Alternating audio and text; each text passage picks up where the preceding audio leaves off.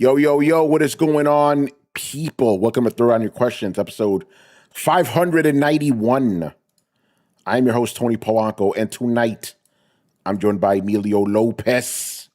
Yo, man, I smell something cooking, and it's burning. Excuse me? Brett Murdoch. What up, party people? And Brian Manjoma. What up, what up? All right, guys, we have returned, and there's only some of us here, not all of us. Carlos may or may not join us, so we'll see what happens.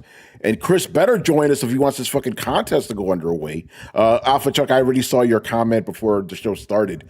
Yeah, we were quote-unquote late because we were waiting to see if more dudes wanted to show up. But so far, you just got the four of us. But I'm pretty sure Chris will show up. We're going to reprimand him if he doesn't show up because I know some of you guys are here for that contest halfway through the show. Or, to be more specific, after the seventh question, which will be Black Metal Gamer's second question, we will start the contest where we're giving away a free physical copy of Star Fox. Now, that statement wouldn't have meant anything a week ago. Like, oh, Star Fox, whatever. I have to emphasize the physical. I have to emphasize it. That is a selling point, nowadays. That shit is crazy, Now, Alpha Chuck, we like, listen, man, we're all here for gentle ribbing, and it's all good. We're all boys, And he goes, I was just playing. No, man, say it from your chest, man. Own that shit, bro. Also, yeah, I was the last one here, and y'all don't pay me, so there. Yeah, there you go. So I lost my train of thought. Anyway, oh yeah, that's what it was. So there were some questions that kind of didn't go with the theme of tonight. So I'm putting those aside because the questions we do got, it's gonna take us a while to get through them, regardless, because everything that's happening. So if there's time, I'll get to those questions. But if not, we could just do them on the next show. And they're also kind of evergreenish. So that's a good thing. So apologies if we don't get to all your questions, but I want to make sure we're not here all night long. Too many good questions to confirm to have. Yep. Sketch, what's going on, brother? Physical of Star Fox. Getting shit out of your closet from 20 years ago. No, this is the new Star Fox, not the old one. Yeah, it's Star Fox 2016. I mean, excuse me, 2026. Yeah. Hold on. Ragnos goes, yo, I get to catch the legends themselves. It's an honor. Hey, Tall Geesey, let's go, son. I got your question. I appreciate the compliment. We got Otaku Man in the build. Everybody's showing up tonight. Let's go. I'm glad. Yeah. Yeah. Imagine that. You give some shit away, people show up. Yo, come on. Otaku Man probably already has that. Otaku Man, you're exempt from this fucking contest, bro. We got to give it away to the people. Fuck that. Your gaming industry, sir. You don't get that, He's laughing. What's going on, Fergus Mills? Yo, shout out to Fergus Mills, as Carlos would say. All right, yeah, you're right. I know, Sketch. Yeah, the new Star Fox is the old Star Fox. Let's just be honest. But it looks nice, and it plays on Switch too. Can you play? You can. You actually can play the original Star Fox on Switch 2 via the Nintendo thingy, or whatever the fuck they call it. I wonder if they have the Super FX chip. Oh man, let's see who remembers that shit. He goes, Fergus Mills. Oh wait, Ragno says it worked out. I'm off tomorrow. So am I, baby. But I still don't want to go to sleep. At 3 a.m. Your boy gets these days, bro. Once it hits 1 o'clock, I'm already done. Yo, man, you turning into an old man. That's I remember the old days, man. Like till it ain't like that. Till the crack of dawn. Well, having a 9 to 5 will change your sleeping patterns. I'll tell you this. I had when I had the 9 to 5, I was still pulling nights. Yeah. Well, you were like 20 years old, motherfucker. I was 20. Yes, I was. You were in your 20s. I'm getting 50 soon, man. I'm tired. Only a few more years, right? Yeah. Yeah. You don't have. Yeah. I don't have the young man energy anymore. Anyway, let's get to these questions, man. Hey, that's the stalling workout, Mr. Chris. Yo. I already told the people what's happening tonight, but you could go ahead and tell them what's going on at the halfway show tonight. Oh yes, well, since Sony hates you, I ironically I found a company that still cares about physical, and I am giving away a copy of Star Fox 64 First Blood Part 3, also known as Star Fox for the Switch 2. Yeah, there and you so go. we'll do a little trivia tonight. Yep. So yeah, Chris, after I ask Black Metal's second question, which is the 7th question of the night, then we'll jump into it, Good. Yeah. All right, let's get into it, man. Jolly Yellow Nerd starts us off. Since PlayStation is going to stop printing discs in 2028, does that mean the PS6 will likely release around then? There's no point in the PS6 even bothering with the disc drive if they are ending physical media. Yeah, that's my theory. I think 2028. And they may even do something crazy, like, because consoles usually come out in November, they may release it in spring, for the fiscal year. Kind of like Nintendo did with the original Switch and kind of with the new Switch. So I think wasn't the original, wasn't the PlayStation 4 released something like a spring or something? November as well. They announced it in February, but that was November. Okay, yeah, all right. Yeah, PS3 was November. I don't think. No, I mean 4. We're gonna. Yeah. 4 was November. What's up, Brett? I don't think we're going to see a November release, and I think the reason is a little bit different. But like, it used to be, you get them out in November so they'd hit big box retail in time for the holiday season, right?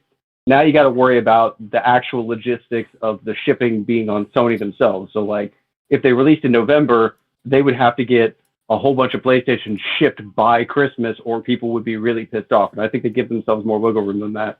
Yeah, no, that's why I think it's going to come out early 2028.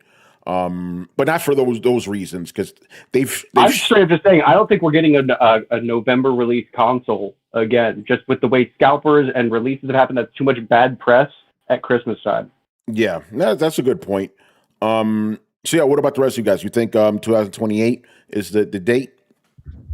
I think I think it's going to be going to be close to that, because of just like why, obviously it seems like it's in the plan to not have the next console to not have a discs. So they're trying to close all that stuff up and reconvert everything. So yeah, I would go.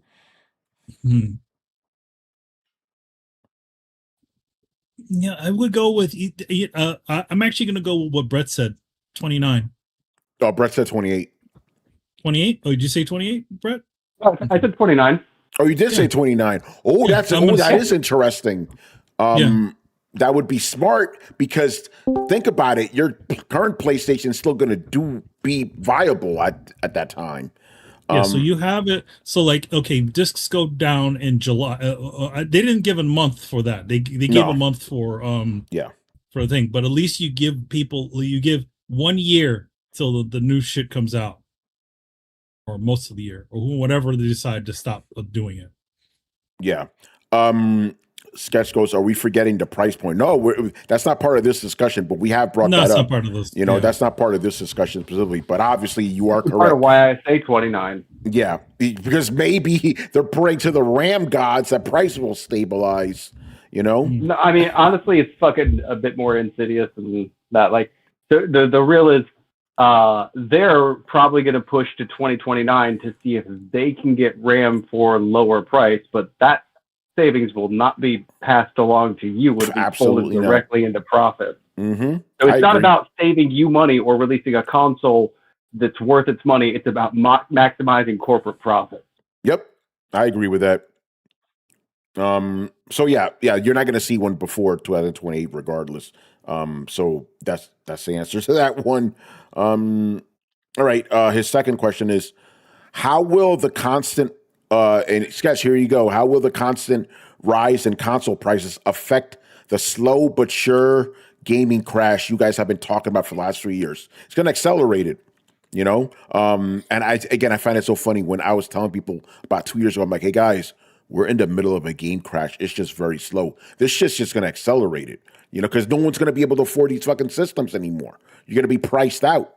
We're already on the Titanic, and we just hit that iceberg. So yes, we just rearranged deck chairs. Yeah, you're right. Before that, we were on our course to the iceberg. We've hit that motherfucker. We hit that motherfucker. So we're slowly but sure. We're having our dinner right now, you know, and we're experiencing little turbulence. Yeah. Some of the people on the lower decks are already drowning. Yeah, right. The help is already underwater. Are we at the point where we're playing music as the ship is going down? No, that's the true PlayStation guys. Those are the guys that are going to go down with the ship with the captain. Yeah. Yeah, those are the bootlickers that are being like, well, once I'm done with the game, I'm done with it forever. Who cares about other people's rights? Yeah, it's insane. You know, we didn't get any questions about that, but it's crazy, bro. Yeah, I'm at the point where I'm just, and I hate going to this point because there's so many fucking people in the gaming industry who have just like turned on the audience, and I don't want to be that guy, but I will kind of be at a point where like, look, if at a certain point right now you are still glazing Sony, you're kind of a bootlicker. That's just kind of how it, like, it's, if somebody has shown you open hostility and you're still tripping over yourself to feed excuses for them, like, that's not a cool look. Like, reconsider, please. Again, it's obvious that these guys, like, if you're a publicly traded company, who's your who are you devoted to? Not us. It's not the people. It's not the people that buy it. Notice the companies that people seem to like these days. A Valve, GOG, after they removed themselves away from CD Projekt Red, a publicly traded company. Yeah, Yeah, I think there used to be more convergence between the two interests, but I think that they have diverged to outside interests so much that at this point, the people who are making these things are actively hostile towards you, and that's just a bridge too far. Again, it's like, why would you, like the people are the things that make the money for your company. And that's the thing that, like, honestly astounds me, because, like, a lot of times these bumps are from speculative investors, right? And speculative investors, their whole point is to get in, get the bag, and then get out.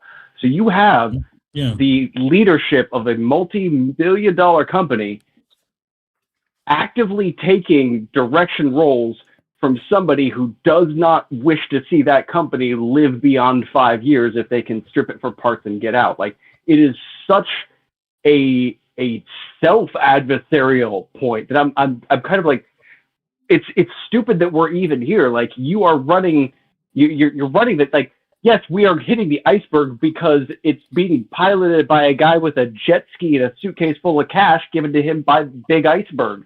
Like, it's not even fucking accident at this point. It is obvious intentional misdirection to everybody's least interest. And it just fucking feels stupid that these are the people making the choices, or at least these are the people that Sony is bending the neck to in terms of making choices. I do not know how you can be so intentionally short-sighted.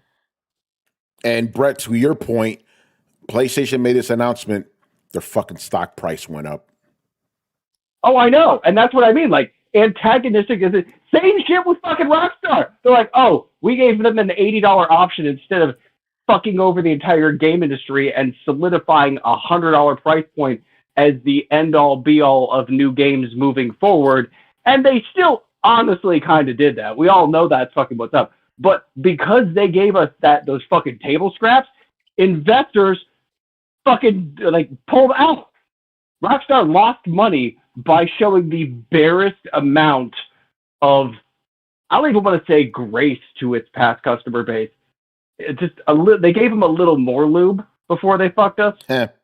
And the stock market punished them for it. And I think that right there was a critical breaking moment for me, where I was like, wow, okay, so even when they're still taking advantage of their customer base, if it's not enough, then the people in charge of this whole fucking operation start handing out bad boy points. And, like, it's so fucking stupid that if you actually respect your customer base any more than is absolutely necessary, you hit some sort of retarded ass fail state for it. And at this point, I'm not sure if I want to opt out of the fucking, just the capitalism in general, or just the fucking gaming industry, or these fucking companies. But I think that's why I've pivoted so hard toward, fuck it, I'm just going with Valve, because I am so sick of fighting uphill against people who have my worst interest at heart. And they're not even fucking hiding it anymore. It is clearly a game of, we can get this much leverage over on you, right? Like, they're looking you right in the eyes when they're fucking you. And they're like, we've given up all attempts at pretense. And it's just, I cannot be that, have that much lack of respect for myself and my fucking time and my money to just bow towards people who clearly, actively, and openly hate me. It's got my fucking blood boiling. Yeah. Shout out to Sub Gator. I see you in the chat, brother. Been a while. Hey, Mr. Gator. Mr. Gator, you know. Reggie's in the building. What's going on, Reggie? Everybody's here tonight. Rag knows what's going on, brother. He goes literally Wall Street, Michael Douglas. Yeah, I mean, it's some bullshit, bro. It is some bullshit. All right, let's move on here. Unless anybody wants to say anything about the game crash. Take that as a no, so move on. Watch indies to keep looking pretty. Yeah. All right, Mr. Lego Bro, what's going on, brother?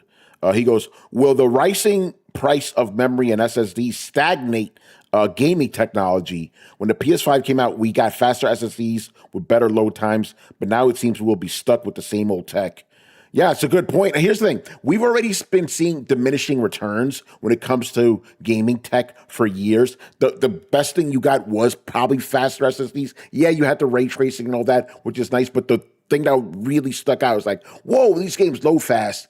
We're going to see even less innovation now, especially with these fucking consoles costing so goddamn much for the companies to make them, So yeah, like, I don't know what the hell the point of a PS6 is other than to, again, satisfy your fucking investors, because that thing is going to be a minimal bump from the PS5 Pro. And think about it, the fucking PS5 was already kind of a minimal bump from the PS4 Pro. So we're going to see even less innovation. So what the fuck's the point? For a console that's going to cost you minimum $1,200, and I'm being conservative as a motherfucker when I'm making that price, So yeah, like, man, I'm telling you, shit like this is why I get so disheartened with gaming now. It's just nothing but fucking bad news, and nothing seems to get any better, with all this bullshit going on, Anyway, what do you guys think?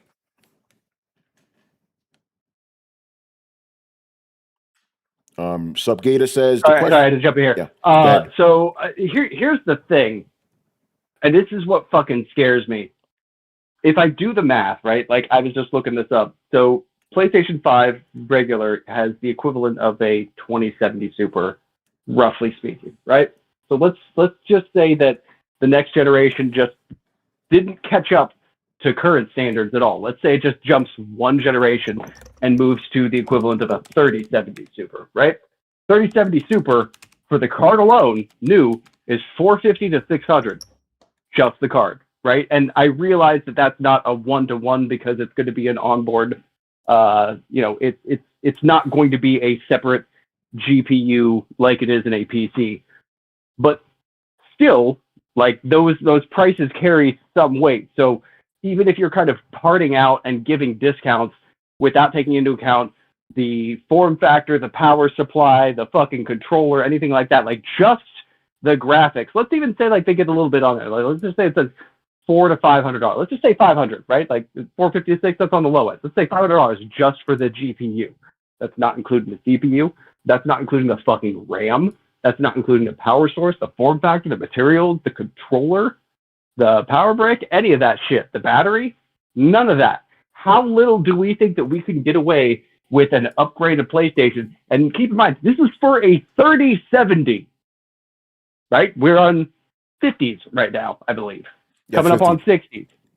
So by the time this comes out, 60s will definitely be a thing. So we're talking 3 generations prior, and that bump would still run you up to $500 for the GPU power alone. We are 100% well and truly fucked, because we may, on the like, the thing that scares me is like, I don't know if we can even afford to move graphics forward. Because if we can, even a small bump, like I'm kind of showing here, you're gonna like. What is the PlayStation 5 costing now? What is it up to? Like it's like 700 something. No, it's more than that.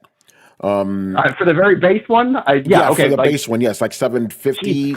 Some because again, the PS5 Pro is $899 already. So what?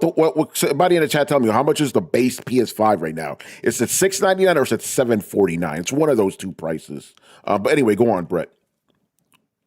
Just, like if you bump up from that at all, like you're gonna see a price increase. You're gonna have a PlayStation 6 that's $1,000 and 3 generations out of date. And $1,000 if we're fucking lucky. $749, Brett. That's the base one. And Alpha Chuck, is that with the disc drive? What is the digital one cost? But yeah, Brett. Yeah, you know what? Let's go with 1,000. Even though I think that's being fucking generous too. You know.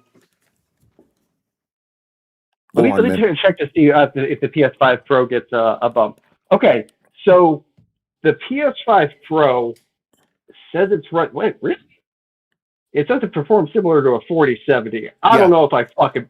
Yeah, I don't know if I fucking buy that. Yeah, no, that's pretty much what, because I had to do this research as well. Yeah, that's what it keeps saying. 4070? Really? Yeah.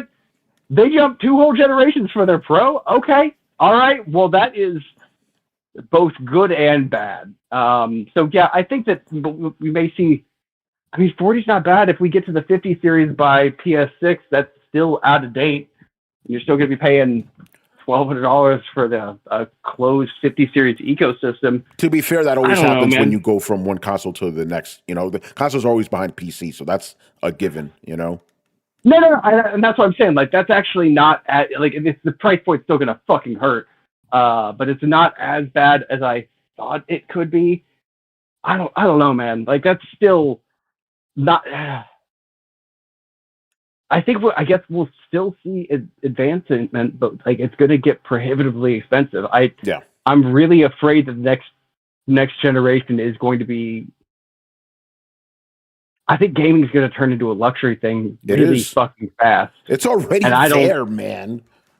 Well, I mean, like exclusively, because we still have people holding on, like people who picked up console. Like things aren't this bad, and like between how many people I've seen that actually a lot of people fighting back against the whole PlayStation for no games. And I see a lot of people saying, fuck it, I'm just getting a PC.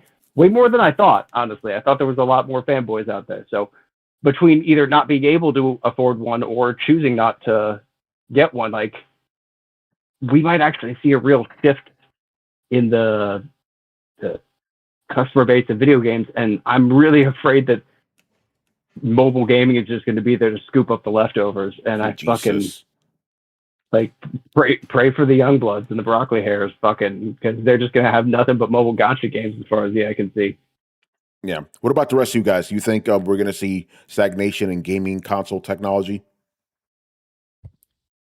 I think it's going to be it's going to be more reliant on software than hardware.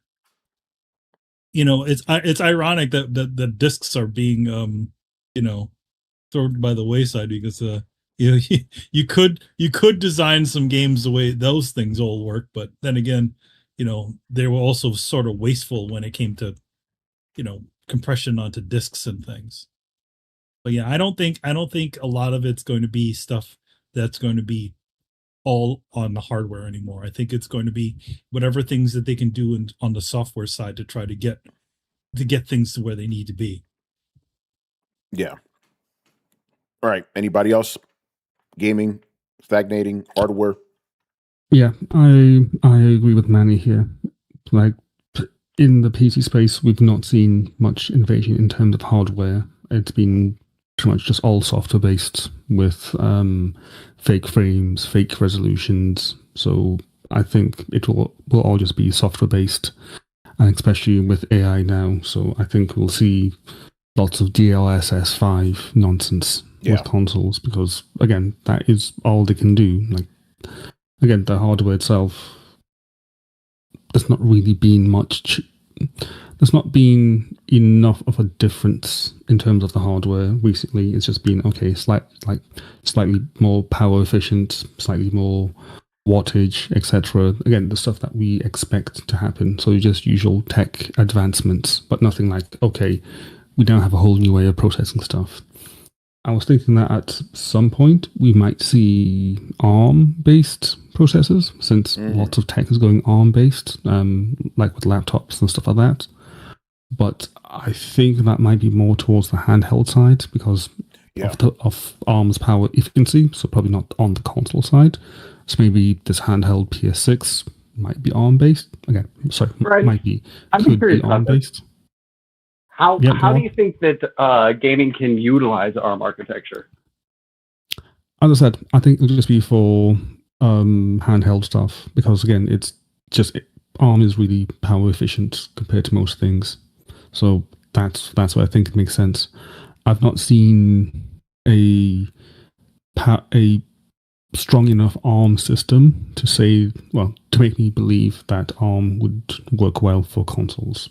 As I think consoles are like just on the verge of like being more powerful than laptops.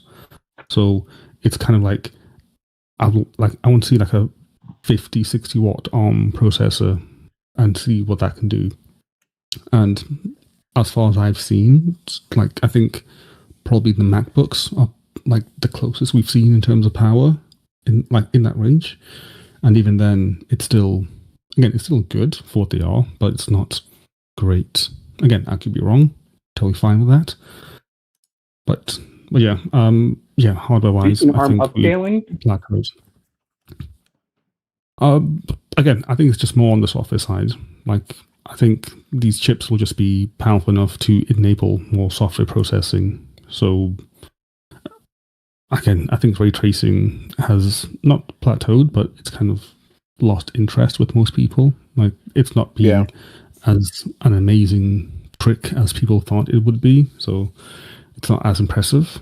So, I think it'll just be, hey, we can render at high resolutions. We can do more DLSS, more frame gen stuff, and that's mostly it. Yeah, I agree with that. That's probably is where we're going to see the innovation. I can't read that name. Go ahead, Brett. If I could jump in there, like the weird place that I've seen the innovation is like I have seen people like upscale 240, like 360 games, up to actual decent looking graphics. But the thing is, it makes the graphics look like kind of weird and AI generated, like you would kind of expect. So what you get is this very kind of vanilla cookie cutter. It fills in the gaps, and like, how AI has like a flavor. It makes everything kind of that flavor, but it's really good at almost, instead of like taking a video and generating or like rendering the video, that architecture is actually faster at generating or filling in the video. So you're gonna get this weird monstrous hybrid of like a basic skeleton that it kind of auto generates the filler content onto by sampling stuff in like probably like key panels. So I'm not really sure. It's going to be this odd hybrid design, and it could be really interesting and could be cool, but I personally, I still don't know what to do with it. Like, the best thing that you can seem to do with it is run a game or stream a game really shitty at 240p and then upscale it locally on site using ARM architecture, which kind of terrifies me because all that really does is it opens up the ability to game stream. It doesn't really help with like actual creation of anything, which feels super dystopian. So you're welcome. Yeah. All right, let's move on. Another one from Mr. Lego Bro. Since PlayStation is going all digital, will they reopen to third-party digital keys again? They took this away a couple of years ago. Like CD keys. Have they ever given you anything back? Yeah, like I'm kind of not slightly lost. Like I just don't remember when they did this. Like, did they actually give like a gift card away for a specific game? Is that what this is about? Somebody in the chat could tell us. Well. I mean, there was the what do they call it? It wasn't gift cards that they were giving points away for you playing games. But oh, and I think sometimes I think Adam will sometimes get get a code in the mail, like code in his email. But I mean, I feel like that was just to be honest, it was just whale hunting for them, like. Yeah. Because a lot of times they just sort of based it off of whatever you've been spending on the PlayStation Network, which that's why you get those little perks to try to keep you to come back and spend more money. Yeah. So yeah, I don't know. Again, if somebody in the Amazon and GameStop used to sell the redeemable digital keys for games, and because I do remember going to Amazon to buy games, like digital codes for people for specific games. Oh yeah, you mean those things? Yeah, Amazon. Yeah, because Amazon didn't have like at one point Amazon didn't have it, and we had to start sending official physical games to people. Yeah, or if they wanted digital, we just sent them like a $60 PSN gift card or whatever. But we did do that. We used to buy digital games for people. So I think that's what this is referring to. I would suspect that would be the case, right? Like now, because they're saying that they're ending all like digital production. So that means that they're going to be sending out digital codes in some way. Yeah, unless they're gonna do like Nintendo does, where you're literally gonna get a dumb card in the mail. I don't know, but yeah, because remember that PlayStation blog specifically said, you could buy our games digitally on our store or at retailers. So I'm assuming it has to be a card with a code on it, for whatever the hot game is. Maybe it is very similar to what Xbox has currently. Like, because if you go, I mentioned this before, but like if you see the Xbox sections at like, let's say someplace like Target, they don't actually have any physical games there. They literally have the console, whatever peripherals, is a little tiny kiosk, and then a little rack with cards in front of it with some of some of the games on them. Yeah. So yeah, I don't know. I'm going to say no. Sony's not going to do that because that would be too nice. So just to clarify, and I'm not actually saying that I can answer this. I just want to clarify the language. Sony does count a box with a code in it as a physical game release. Yeah. That is how they categorize it under their internal whatever. So when they say that they are stopping, they said that they very specifically stopped printing physical discs, not that they're stopping physical game releases. Okay. And you think that they would be the same, but they're not internally. Yeah, so basically what you're saying is that they're going to be selling games digitally. It's basically you go to a store and you buy a physical box with a digital code in it. Okay. That's what I mean. That's what they were going to stop. Yeah, that's what GTA is doing. They didn't say they're not stopping physical game releases. They're stopping physical discs.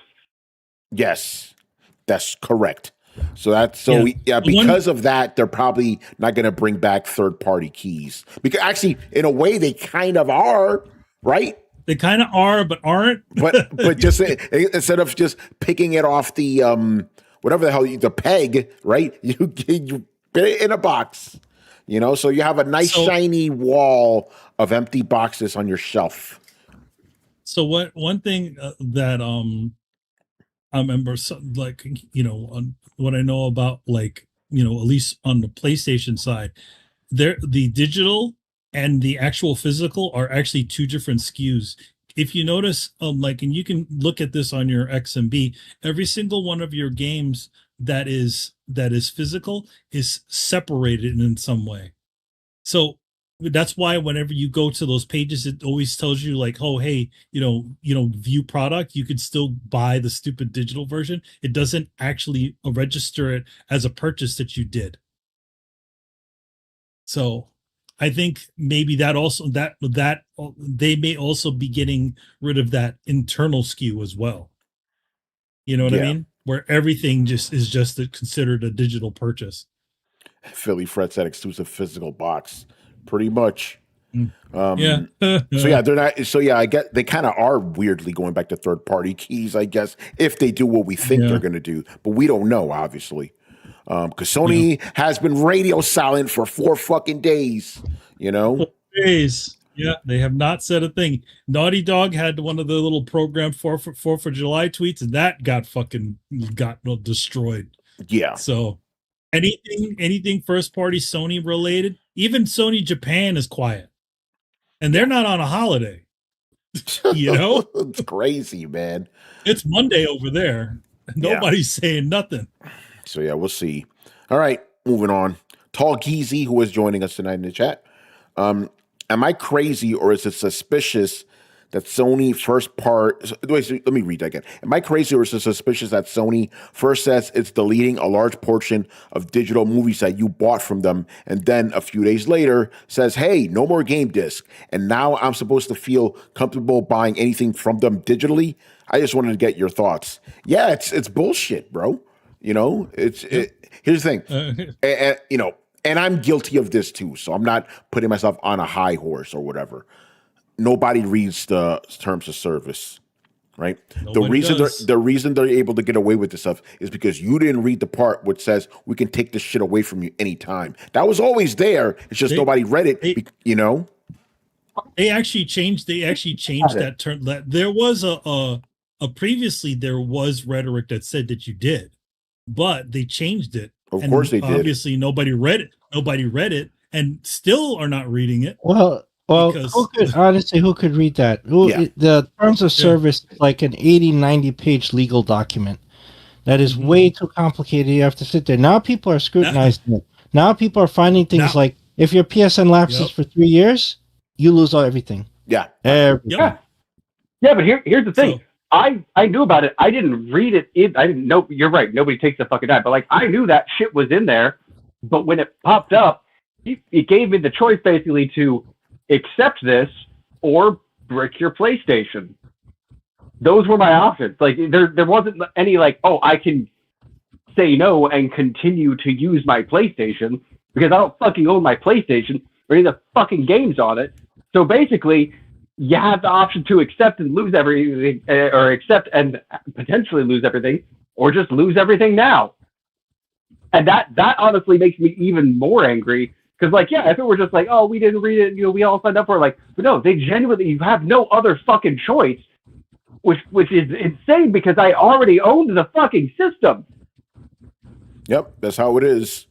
You know, just be like, nah, I'm good. Just turn it off and walk away. Like, that's not winning. It's insane. It's like, yeah, these. Go ahead. Whoever's going to speak. Oh no, I was about to say. Go ahead, Brian. Yeah, this is a practice that other companies have done. It's not just Sony. It's weirdly common, which is annoying. That it's even a thing where if you don't agree to the terms, then you can't use the product that you purchased. So again, I've seen it a lot with TVs, where suddenly if you don't agree to the new terms, where the TV spies on you, then the TV just says, "Yeah, you can't use me."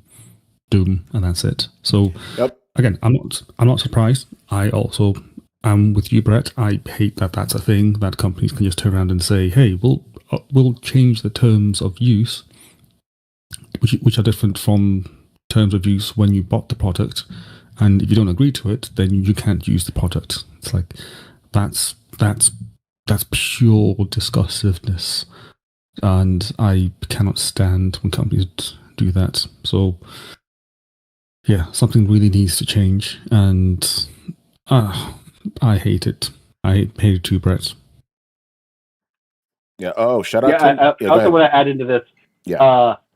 Also, on top of what you pointed out, there are, I want to say, 3 class action lawsuits for predatory monopoly behavior that Sony is currently embroiled in while these other 2 things are going. Like while they are catching slack, removing movies, and canceling physical game discs, they are also in 3 class action lawsuits for predatory monopoly behavior. So they just are doubling down, man. Like it's twice. I just found this out a couple of days ago. And I was like, wow, they're not afraid to be a dick in public at all. They're getting hit with a lot. We don't know the numbers yet, but a lot of people have been canceling their PlayStation Plus accounts. Yeah, quite a bit of people said that they've canceled their Grand Theft Auto pre-orders. I would say if again, like the only way to get the thing that you want, and the only way they start paying attention is when it starts to affect their bottom line. Though there are some slight side notes when it comes to this, where their earnings report is actually going to be coming up pretty soon. Ooh. But they don't need to report about this. Yeah, they don't, because like when they're report, I saw exactly that same thing. Basically, when their next financial report comes out, it won't include basically anything after June 30th. So whatever fallout, that's why they announced this shit on July 1st. Go ahead, Brett. It's just such bullshit that they're like, hey, so we know that people are going to hate this, so we're just going to tell them on the day after our financial report kind of ends, and so it'll be buried in the back end of the next financial report, and we just assume that our customers are idiots, and we'll just wait for them to goldfish brain, and we'll make more profit by then. Our investors will be happy, our customers will forget, and everybody wins. And I hate everything fucking about it here. Yeah, no, you nailed it. That's exactly what the plan is. This is why they did it on July 1st, the day after the fiscal year. I mean, here's the thing: like, more, two can play this game. What if people organized enough to where they started buying games after their fiscal year reports? So, in other words, nobody buys Grand Theft Auto, nobody buys Wolverine until after their fiscal year report. So then it looks like they didn't make any money to their investors. Yeah, unfortunately, I can get behind this kind of fuckery. Yeah, no, I like it, but unfortunately, that's not going to happen with the gaming industry, with the gamers. No, because obviously you're going to have the scabs that are such like, I can't deal with this. I gotta have it. Yeah, I got to pre-order a digital game. We already see some. Put it on Twitter. Yeah, it's crazy. Excuse me, X. Yeah, I call it Twitter. I will always call it Twitter. It's Twitter. Yeah. So, what do the rest of you guys think about this?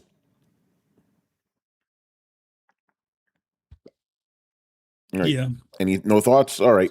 Jolly Yellow Nerd says, at this point, doesn't this mean they are intentionally making announcements fans won't like in order to impress their shareholders? Yes. It's exactly what it is, bro. You're not the customer anymore. You're not the product anymore. You're just, I guess, ancillary. Well, only if things coalesce against them, because there's still the magic remember, the magic value that they have to use to impress shareholders is monthly active users. So the only way to get to get them to change course, like Manny was saying, you'd have to have a lot of people drop PS Plus. Mm-hmm. Like, you would have to make a dent in that number. We're talking 120 to 130 million monthly active users on PS Plus. If you could get that number to drop way down where it's significant, like, yeah, I'm talking millions of people going like, yeah, we're out. Then investors would pay attention. Then Sony would pay attention, right? Because that's the only thing really propping up PlayStation's profits right now. When I go over the financial reports, what I talk about? I always jab Tony with it, right? Monthly active users. Because console sales are falling. Their first-party software is trash. It's been trash for a while. That's not going to change in the near future. If you think Fair Games is going to sell, Marathon ain't selling. Like, they Concord. Where's Concord? So it's in a landfill. So there's the thing that they count on is those PlayStation Plus subscribers and engagement. So the thing is that if people walk away from Sony and those monthly active users keep dropping, then investors will pay attention and be like, what's going on? You don't have profitability in terms of hardware sales. Your software sales are very lacking, and you're losing people. So what are you going to do? And that's when they'll change course. Right now, they have no impetus to change course because they think people are just going to hang in there for the digital grab bag that they got, and that they can do things like that, pull the rug under you with physical games. Oh yeah, we lost Studio Canal, deal fell through, boom, pull all those titles. What are you going to do about it? They're giving you refunds? They didn't even give people refunds for those movies. So they feel like they can get away with this. Yeah, you're 100% right. It's crazy, bro. All right, moving on here. After these 2 questions, people, the contest will begin. So get ready. And by the way, Manny, I guess you'll be in charge of gathering the names from the Twitch chat. I've already pulled the Twitch and then the YouTube. Excellent. All right. Black Metal a Gamer. Will the PS6 be Sony's final console if the sales are underwhelming? I think it's going to be the final console, period. I think after next generation, there won't be any more consoles in the way we understand them. It may be something small, like a little box that you could play your games digitally or streaming on. But I think the old ways are going to be very different. I don't like and I just to be clear, I'm not advocating for this. I don't like it, right? But I think this is where the industry is going, and it's fucking upsetting, you know? But I think the PS6 will be, I'm not going to say the last Sony console ever, but it will be the last console that in the form that we have come to understand them. You know, I think it'll be something different, you know, but it won't be what you're used to, you know. Certainly won't have any fucking disc. Yeah, go ahead, Brett. I disagree, but not for any less depressing reason. Okay, go ahead. I think that you'll continue to see some honestly low effort half-ass attempts because Sony's whole deal is quickly becoming their storefront, and I don't think that they can duke it out with the likes of Steam. They can't transition to just be a digital storefront. They have to have a physical thing locking you into their ecosystem, because if they just made a Steam box, they'd just get massacred. Yeah, well, we don't know that because the Steam box may not be a big seller either. How much that's going to cost? But well, I mean, like if they open, like, I don't see them opening up their, like, them just being like, oh, we're just going to be a storefront on PC, and the next PlayStation is just going to be that would never happen. Yeah, Brett, I don't see where we disagree. I said they're going to have some kind of box, but it won't be a traditional console. It'll still be a PlayStation thing to play PlayStation games. So how will it be different? I mean, like, that already sounds like what we are getting, a thing that doesn't have a disc drive. It only does digital and relies heavily on streaming. Yeah, pretty much. You know, like you said. Is that different than what we're doing? No, but we're heading there. Like you said, it's going to be a half-ass thing. That's what I'm saying. You and I are actually in agreement here, you know? I don't know. Yeah, I don't know the problem. Rely more and more on cloud gaming. I agree with that. You're like, it's going to barely be able to generate games without being hooked up to the network. Yes. Yeah. You and I are in agreement, basically.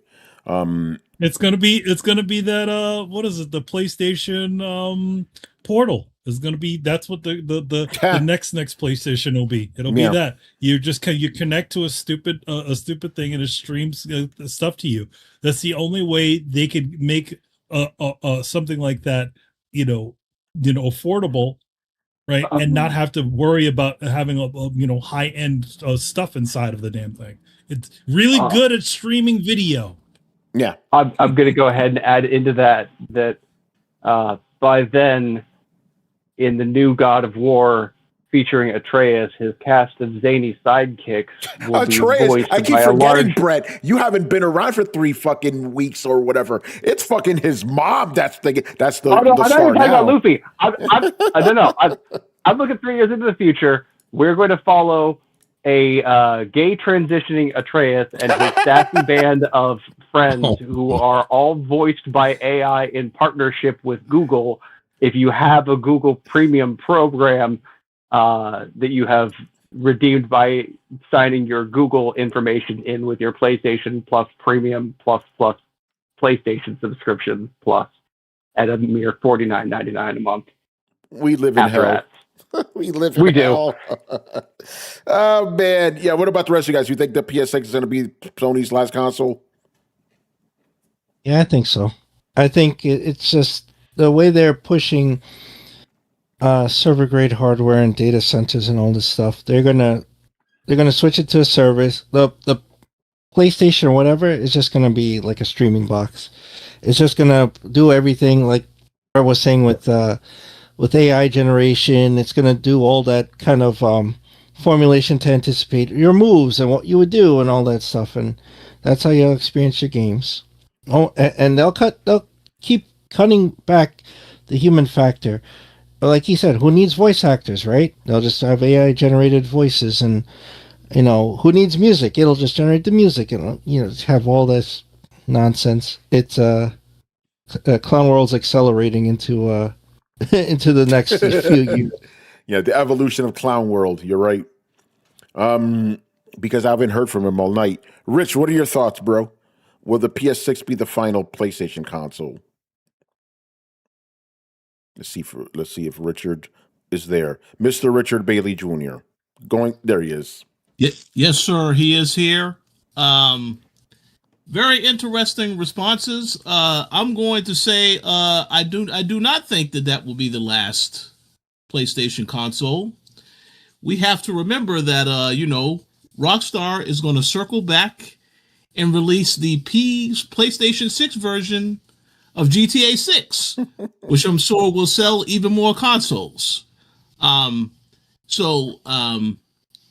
mean, it really all depends on whatever Sony's plan is in terms of their lineups. I heard Chris made the comment earlier. Yes, fair games, that will not be a console seller, and I agree with that 1,000%. But you guys, we have to see what Riku's boy Herman has in store for all of us, because apparently he has the master plan in terms of all these future games. So, but we'll see what happens. But I think you may see a PlayStation 6, 7 rather. Yeah, I think that's possible. But again, it all depends on what happens next generation, because we're ways out before that even happens. Yeah. All right, man. If we're done with that, we'll move on to Herman. Well, yeah. Oh, actually, real quick, I want to give a shout out to Miss Solitary Zombie. How you doing, Kristen? So she says the retro game prices finally started to calm down. Then this happens. Yep. Yep. Mm-hmm. And I wanted to say that statement because it leads us into the next question. Will the retro scene blow up even more with this whole all digital controversy going forward, even if things are not that old, even things that are not that old, like the PS3 or PS4? Do you see a big collecting market exploding? Here's the thing, and Chris, you could probably speak more to this. Yeah, it's already happening. Chris, you could probably speak more to this because you were into retro buying and stuff. I think it's going to get worse because of this. Oh yeah, it's going to get way worse. Like people are reaching back because this is the cutoff. Like we said on the last show, Sony has just said, "Hey, all this retro buying, all this game preservation, all this stuff is dead. They just killed it, right?" So the only guys left, whoever is just keeping up, like Nintendo, to I guess for the most part, is the only ones that are going to keep putting out physical cartridges that will still have data on it that you could play, that you can and then trade and resell. So people are already starting to reach back, collect again, and the retro market was in flux. Like when the influencers came along and started talking about retro games, the prices went through the roof, like everything. So it's going to happen again. And also, what's the best part about retro gaming? What's the best part? When you turned on your PS2, you didn't have any bullshit. It just turned on. Yep. You turned on your SNES. It turned on. Your N64, your Dreamcast. It just turned on, right? You just put in your game and you just play it and it works. So there's going to be a lot of call for that, especially if Sony and everyone else keeps leaning into live services. They're leaning into AI. They're leaning into online-only stuff. They're leaning into pure digital. And a lot of people are going to rebel against that. And the only way to rebel is to go backwards. So that is going to affect the retro market. Yeah, the retro market is going to explode. It's going to and then of course that always drives up the prices. Yeah, there's always whales and stuff, right? Nobody's going to go out and buy a $2,000 copy of Earthbound, right? Unless you're balling. But you could get an NES, you could get a SNES, you could get a Dreamcast, whatever. But there's only limited stock of those things. You could stock up on your PS3 titles that are right, digital titles that are physical. Like I guarantee I'm going to go to my retro store that I usually get tickets for Classic Game Fest, and I bet that place is going to be jumping now. Oh yeah, just Yeah, no, Sony really started a trend. think people are ready for. Xbox is going to do the same fucking thing. Watch, But here's the slight difference between Xbox is that at least they have a effective solution to play a lot of their games that were on the 360 generation, unlike PlayStation, which still hasn't done anything to essentially preserve those titles or done any sort of or done anything to essentially honor the fact that you have a physical version of that game, right? Yeah. Xbox, at least for certain titles, you can stick your game inside of your current Xbox, and if it's on the store, you get that game. Yeah, and I'm even hearing reports now that Xbox is trying to work up a way for you to take a game that even they haven't digitized, so you're able to play it.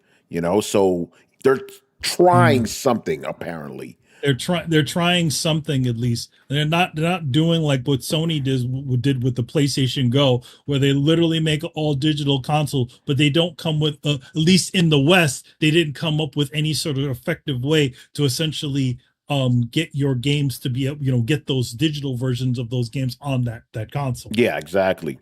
Because I was interested Japan did it. Because I was interested in Go, but I'm like, I can't play any of the games I bought. So I had a bunch of UMDs. So yeah, it's crazy. So yeah, no, I really do kind of feel for the retro gamer market. The prices are going to get even worse, and they're already pretty bad.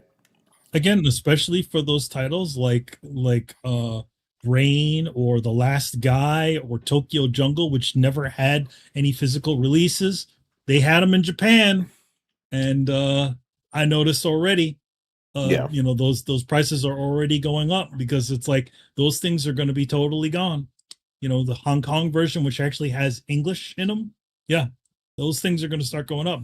So, yeah. Alpha Chuck says, I gave up on collecting retro games. I'm not rich enough for that. Yeah, it's expensive, man. It's expensive. It's especially if you don't already have them, and a lot of the stores are already going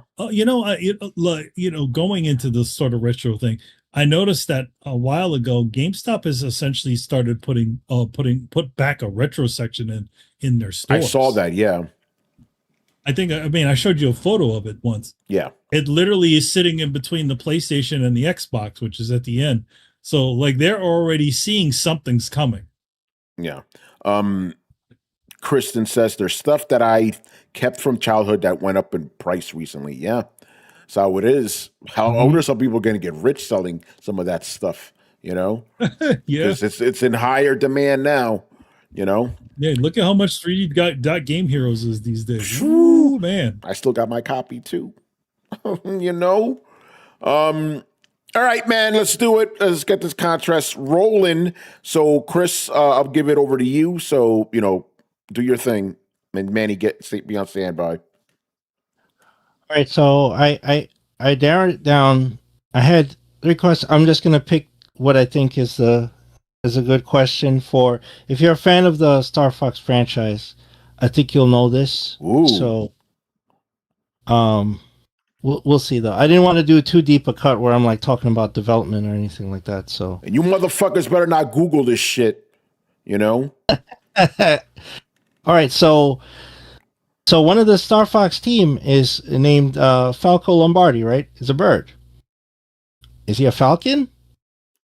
Well, no. I'll start there. But what is he? And who chose the characters? And what bird is he? Ooh. Right? Okay, that's wow. That's crazy. But yeah, ask it again. Just a simpler version of it. Okay, so Falco Lombardi in Star Fox, right? He's the bird character, right? His name would imply he's a falcon, but he isn't. So what kind of bird is he, and who chose that particular bird? Like where did it come from? Ooh, that's interesting. And they have to answer both of these questions? Yeah, it's one thing, right? It's related, right? There's a reason why the characters were chosen the way they are. Like, there's a frog, there's a hare, Bird and Fox, right? They came from something, right? So who made that decision and why? Yeah, and Kristen, obviously you're excluded from this one. You too, you know. All right, Wood Pit said something. He's asking though. He's like, "Oh shit, Chris, I hope you didn't stump these motherfuckers." You know, Alpha Chuck didn't stay up late to lose. Oh man, that's funny. All right, guys. So yeah, they're being quiet right now, probably because they're googling it. Everybody's googling it. Yo, Yeah. Gemini. So Jolly says he knows the answer, but he doesn't know who came up with it. That's why I'm asking: is it okay if they just answer the first part? You know. All right, Alpha Chuck gave an answer, Manny. So there you go. Wood Pit gave an answer as well. We'll keep it going. I don't know the answer, obviously, because I don't. You know, I think I've played maybe 5 minutes of a Star Fox game in my life, the original one. You know, so I obviously don't know. Alpha Chuck also gave the second part, Chris. So I'll keep that in mind. All right. So we'll wait a little bit. So Chris, how did you come about this other copy? Oh, okay. No, this is happenstance that I'm sharing because I had pre-ordered the game, right? I got stuff for Kristen's birthday, and I know she loves Star Fox, so I pre-ordered from Amazon. Amazon, for some reason, decided that I needed to wait 5 days after release date to get the game. So I just went to freaking Walmart and bought the game, right? Because I wanted it. I needed the whole thing together, right? It was stupid. I had the Switch 2 already. I had like an extra controller, bought all this stuff. I was just waiting for the game to release, right? So I pre-ordered it from Amazon. They're like, oh, well, we'll release a release date, and we'll let you know when it. I'm like, fuck this. So I went. Just went to Walmart and got it, right? And I was going to cancel it, but I'm like, you know what? I'm going to keep it. And when these motherfuckers send it to me, I'm going to make it, I'm going to give it away on the show. There you go. You know, it's funny. I remember something. Oh, go ahead, Rich. I just was going to make a quick comment. Chris, what you said about Amazon, this is exactly why I will stay digital. Continue. And yeah, that story sounds familiar because the same thing happened to you with Bloodborne, right? You purchased it through Amazon. The shit was late. You went out and bought physically, and then you had that extra copy. You're like, "Hey, Tony, you want it?" And I'm like, "Okay," and you sold it to me for $40, and that's how I got into the Soulsborne games because of that. Because before that, I was like, "I'm not fucking with these games," because I had played Demon Souls. I'm like, "No, I'm not doing this shit." And then I was like, I'll give Bloodborne a shot, and I was hooked. So because of Amazon, I got into them. So, but yeah, generally Amazon is really bad when it comes to pre-order and stuff. That's why I was shocked when that John Byrne book I pre-ordered months ago came in on time. Every time I fucking pre-order shit from Amazon, it always comes late. Yet if I order any regular shit, it comes in the next fucking day. It's crazy. All right, Manny, I think we got enough answers in there. Oh. So okay, so what are our names here that have answers? All right, so let me scroll up here. I thought you were taking care of that. So we got because I can't. My computer's a little. Okay, so the names are. I got to scroll through it here. Fergus Mills. Okay, got it. Reggie. It's Killer Instinct, but we're gonna call you Reggie. Killer Instinct, Manny. Okay, yeah, you can see him there. Alpha Chuck D. Yep. Sketch. Okay. Let's see who else. Wood Pit from YouTube. Okay, that's a new name. We didn't have that on there. Okay. No, yeah, Wood Pit. And I believe, let me do a double check. So apologies for taking so long. Carlos usually here handling this shit. I believe that's everybody. Ragnos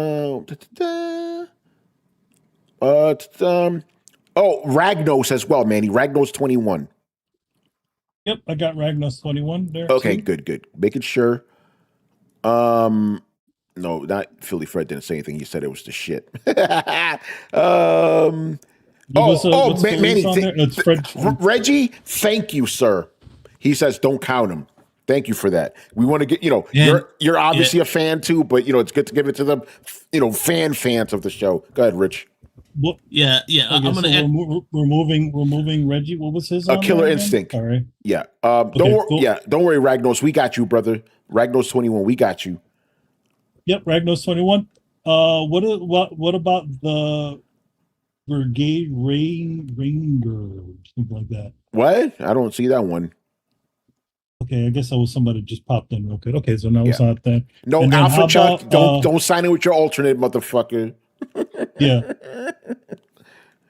Commando Skyer. I don't even see him in there. Let me look. Okay, so then that's not one either. That was somebody from YouTube. Let's see. I'm making sure. If we didn't call your name, please let us know because we don't want to fuck this up. Yes. So far we got Alpha Chuck, Fergus Mills, Jolly Yellow Nerd, Sketch, Woodpit, and then Ragnos 21. Yeah, I think that's it. All right, let's share the screen. Share the screen. Oh yeah, share the screen. Manny, you got to do it. Yep, I got to do it. Oh, you're gonna see some. I can't get the OBS to work so well, so we'll see how it's running. All right. Well, I'm not seeing shit. No, it's not working. Let's let it go for a little bit. Yeah, it's not working because we usually have the Wheel of Morality here. What's going on, Dirty Death Dealer? We're doing it in the middle of a contest. It ain't working. All right, just spin it and then we'll just give the name out. So you're gonna get your game. Don't worry about it. All right, spin the Wheel of Morality. We don't have the anticipation because we can't see it though. Yeah, we can't see it. Yeah. All right, it's spinning. And Woodpit. Oh shit! The lucky winner. Yeah. All right. Well, wait. Did he get the answer right? We got to get the answer. Did he get the answer right though? Let's see. Woodpit. Let me see if you get because you may have to spin it again. Manny, he did not. Okay, remove. Yeah, you didn't get it right. Because everybody else answered with the same question. He was off. Okay. Next, we're gonna roll it again. Roll it again. All right, let's see who it is, bro. Who it is? Just imagine a spinning wheel with names like Mr. Fergus Mills. Oh shit, Fergus Mills. Oh, so his answer was blue feathered pheasant came up by Imamura. Chris? Okay, Imamura was a character designer. He did not come up with that. It was Miyamoto came up with the things because he was inspired by Japanese mythology. Oh shit! But the pheasant, that's right. Yeah. So will you give that to him? Because I think I only saw one person in there actually say Miyamoto. Everybody else said Imura too, Chris, by the way. So I think that's fair. Everybody else thought it was Imura as well. Yeah. Sketch, you're half right. He got the bird wrong, but he got Shigeru Miyamoto wrong. We're giving this shit to Fergus Mills. Yeah. No, that's fine. Yeah, that's fine. Yeah. Sketch, you did say Miyamoto, but you got the bird wrong. You got the bird wrong, though. Fergus Mills gets it, people. Fergus Mills gets it. And, remember, Fergus Mills, helped us get some of those PlayStations, and he helped you guys get them. As a matter of fact, Fergus Mills helped us get the PlayStation 5 and the Xbox Series X that we gave away as contests. So this is very fitting, But yes, and Alpha Chuck, you actually also got it right too. I kind of want to send Alpha Chuck something just for staying up late, Alpha, you know what? I'll talk to you. I'll probably send you a gift card or something, consolation prize. But yeah, there you go. Shout out to Fergus Mills, as Carlos would always say, I would have donated to someone else. Sketch, maybe next time, brother, You shouldn't have bullshitted. You should have given the right answer. You're like, I bullshitted on the pigeon. That's funny, man. All right, so there you go. So it's a pheasant. Interesting. Yet they call him Sparrow. Oh. Okay. Everybody in the chat is happy about that. Because everybody likes Fergus Mills, bro. He's the homie. Get your ass to bed, Alpha Chuck. Go to sleep. Time for the Odin sleep, Alpha Chuck. Damn, he says his alarm goes off at 5 a.m. Fuck. Damn. That's brutal. Right. Batman, motherfucker. 11:40. Well, I mean, we don't know where you are. I think what time zone are you at, bro? I think he's central. I could be wrong about that. That's still early as fuck. That's still good. You're getting a good amount of time. That's still, I don't know. That still doesn't. I mean, sound good. Maybe he's one of those people that takes like an hour to go to bed. I mean, getting up unless you're fucking a morning person, that is a brutal time to get up. 5 a.m. Yes, bro. I wake up at 8 a.m. and I make the most inhuman sounds. It's getting up is difficult, man. Anyway, during the weekend, I'm all good, because I wake up at 10. Oh man. All right, let's move it on. Matt Wheaton. All right. Kind of related to the last question. Will emulation be the best way for game preservation? It depends.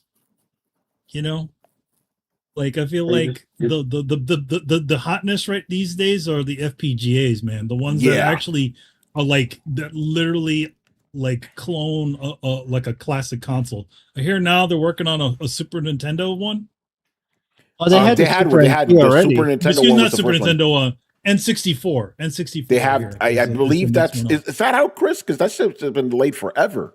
Yeah, the M64. I think it's either coming out or can't. Let me look. Wait, is that what it's called? The M64? That's already out. Okay, yeah, that's. We have one in the office.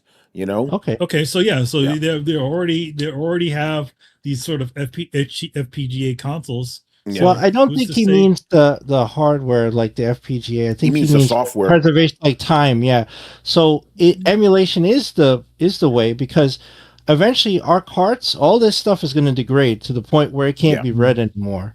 Like it's just time, And so, like I have copies of old NES games, original Batman for NES. How many years can I expect that to hang in there, right? Those old Sunsoft games. If I don't have a ROM, right, loaded on a drive or loaded on a burnt to a Blu-ray or on a USB somewhere, one day I'll put in that cart and it won't work. It'll just fry or something, And that's the fear. Like with retro collecting, it's like, how long is a DVD gonna last? How long is that Blu-ray die gonna last? How long is the, whatever, the Dreamcast GD-ROMs, all that stuff. It's all 20, 30, 40 years. I don't know what the lifespan is, but it's finite. If you have the data backed up and you keep moving it around, it gets preserved. If you put on a NAS, system, or you have it in the cloud, it's gonna last. So I think that's what he means. The FPGA and stuff is great, but if you don't have emulation, that stuff is going to eventually break down and not work. Yeah. Otaku Man says the analog 3D is the N64, but the M64 is another one, but it's not from the analog company. That's a difference. Yeah. So thank you for checking. When it comes to Nintendo, I know my ass is not always right, but we do have an M64 in office, and it looks cool. It's all see-through and shit, Yeah, but what about the rest of you guys? You think emulation is the best way to preserve games? It may have to be, I guess. Or the recompiling things that people have been doing. Whereas essentially they've recompiled games to run on current, machinery. Yeah, that one's actually a pretty fascinating one. But I don't know of any main, companies like, Sony or Xbox that are, doing anything like that on their end. Yeah, they're not. Brett, you said something about take it to the high seas. Yeah, piracy is honestly and I don't even mean that in like a tongue-in-cheek, cynical kind of way, although I do mean that too, but also, like, we are moving into an age where games exist on licensing agreements that can now be pulled, and when those licensing agreements go stale, the product gets pulled too, and not just out of circulation, but out of libraries. We've seen this happen time and time and time again, and it's. I think the thing that a lot of people forget is, from now on, every single game, every single piece of content that is tied to the internet and any kind of library that you have is temporary. Meaning that the days of them being able to be like, oh, well, the licensing thing is done and the product is already out there, so we don't have to do anything. Now we exist in a world where you can reach out retroactively and pull that product, which makes them responsible for doing so. I don't know if you can release a digital content in 2026 that you actually can even use in perpetuity forever, because at a certain point, that contract is either going to be renewed, at which point they're going to have to pay money or something that you're not paying for, or they're going to let it expire, or, as I've seen before, they actually turn it into a tax write-off, and when they do, they can't legally make money off it anymore, so it has to be then pulled out of circulation legally. We've set up an entire financial system that is not only incentivized, but legally binds things to be destroyed and pulled out of preservation. It is the antithesis of preservation. So there is not really, because of these licensing agreements, there's not really a legal way to protect any of this art in perpetuity that doesn't involve the high seas. So it's not even that, oh, piracy is probably your best bet. No, I'm pretty sure it's the only actual viable option. Just for legal sake, we want to say that Throwdown does not officially endorse piracy.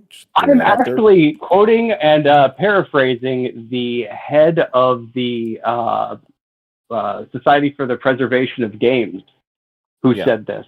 So, but Brett, it's always good to cover our ass. But you know, I know. I'm just pointing that out. Like my for legal reasons, but also because I want to point out that this guy is the head of the Game Preservation Society. Like do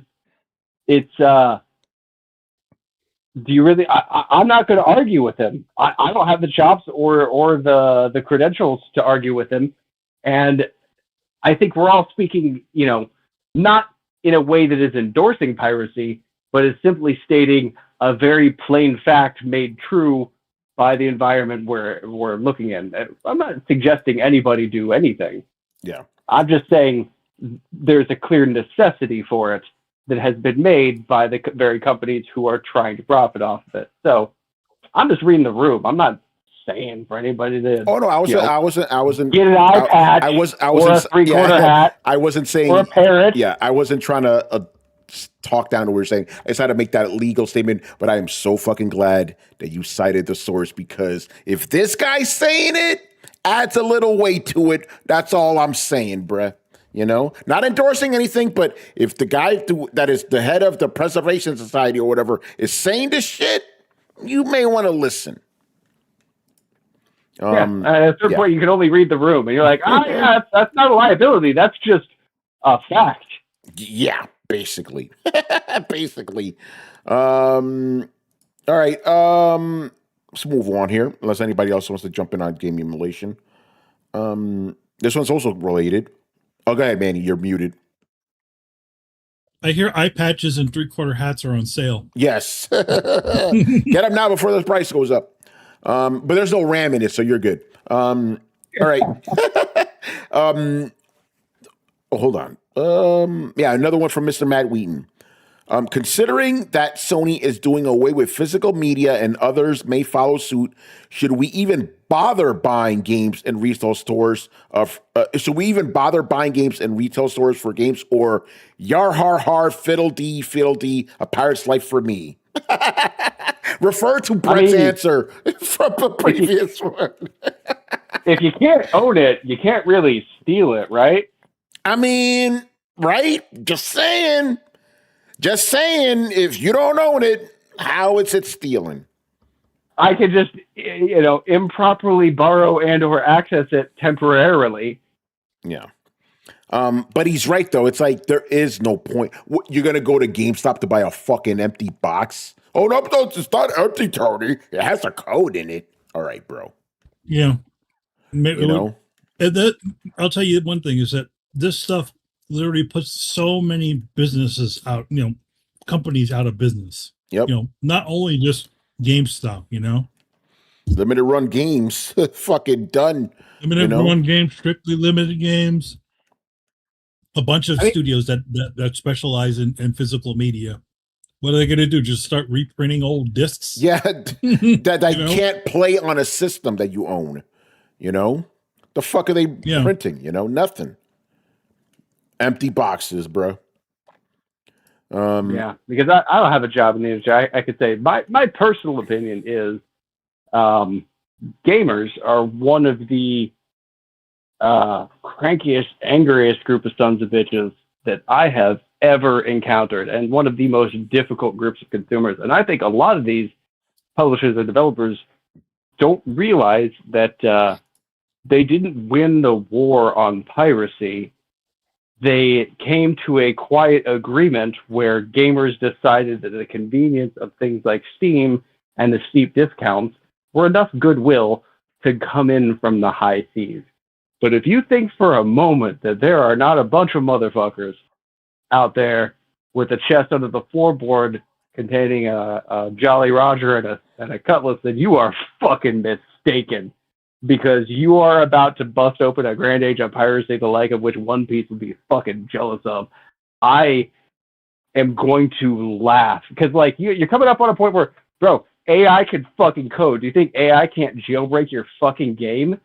You have the power in the hands of the people who at this point have just decided they really didn't want to go to war with you, and you declared war on them. So, I mean, even as somebody I'm not advocating anything, again, for legal purposes to be distinct, but I will be watching closely how this unfolds, because I think you have kicked the wasp nest on this one. I think you gone too far. When pizza companies are dunking on you, bitch, it's become a thing. Companies. Yeah, you're being fucking dragged in the streets, and when you are being that publicly dragged, again, gamers, I have never met a more stubborn, pissy, and I say this with the ultimate amount of love. There's a reason that fucking gamers have been the last bastion of consumer rights for a lot of stuff, especially PC gamers. Holy fuck, especially PC gamers. So I'll be interested to see where the crossover comes. They've now come for your PlayStation. They come for your consoles. They've burned down all the consoles. Are you taking refuge in the land of the PC, or is this enough to anger the mob? Because I can tell you, if they did this shit with Steam, shit would go nuclear. You cannot. If somebody bought out Steam, tried to privatize it, and pull this shit, I can only imagine the insane level of reactive meltdown that would happen. And wait, hold on, Brett. Even a fraction of this. To what extent Steam doesn't sell physical games? What's that? I said Steam doesn't sell anything physically. So what's the one-on-one here? Yeah, I don't know what the analog would be, but if Steam went public and became openly antagonistic, changing their policies to piss off their consumer base, you see a lot of people say my season response, not necessarily just taking it. Yeah, I think the thing about the thing is in the Steam situation, it's they at least in their version of the digital future, they at least, even if they do pull a game, game gets delisted, you still have the ability to re-download your purchase, because officially, at least from what you are able to download it again. So doesn't matter. Yeah, they've got really good offline support. Steam has come to Steam didn't try and dominate its community. It came to a treaty with them.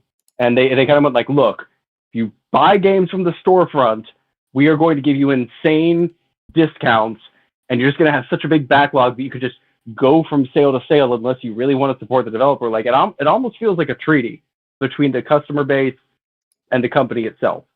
And, Steam takes 30%. It's a big marketplace. They, for the most part, they seem to treat people pretty fairly. Everybody seems pretty happy. The customers are pretty happy. It's a healthy ecosystem. So if something came in and fucked that up, I can, again, like, I don't know that I would ever see a company or an industry go to war with its own customer base like PC gamers. And I think that happened for a while, and things got really bad, and Steam was the only reason that the whole industry didn't fucking die. So I know consoles are a bit of a moated community, but like, we've gone down to what is essentially a monopoly right now, and that monopoly is now actively undermining its own customer base. So I don't know. To kind of go back to your original question about, is this going to drive a lot of people to high seas? I don't know if a lot of people have the hardware to sail the high seas. I think PlayStation may be their only fucking port, and like, that is just more, evidence towards it being a monopoly. But I don't think a lot of people can get out of Sony's ecosystem, and I don't think they can play games on whatever PC hardware they have, especially during this fucking RAM bullshit apocalypse. Yeah. By the way, Sketch says Steam is Sony's end game. Steam license you all of these games. So that's one. Then he says, Manny, you're wrong. If they delist it, you do not get access to those games. So I mean, the big difference is like, nope. I have to correct that. Uh-oh. You can. I can download everyone's favorite game, Transformers War for Cybertron, even though it has been delisted as of some time ago. All right, there you go. Yes, you still have access to download them if you have purchased them. You just cannot purchase them post delisting. Yeah. Yeah. But I think Jay's underlying point, like, yes, the Steam ecosystem is kind of what Sony wants to do. The big difference is Steam has worked very hard to earn the good graces of its customer base by doing things like keeping competitive pricing, keeping an open market, competing with things like GOG. They're not trying to lock down. Like, even if you download the Steam OS, it's not going to stop you from being able to play other games outside of the Steam operating system. Like, it generally treats its customer base a little bit better. And I personally think that is because it is not a publicly traded company. That's my own personal opinion.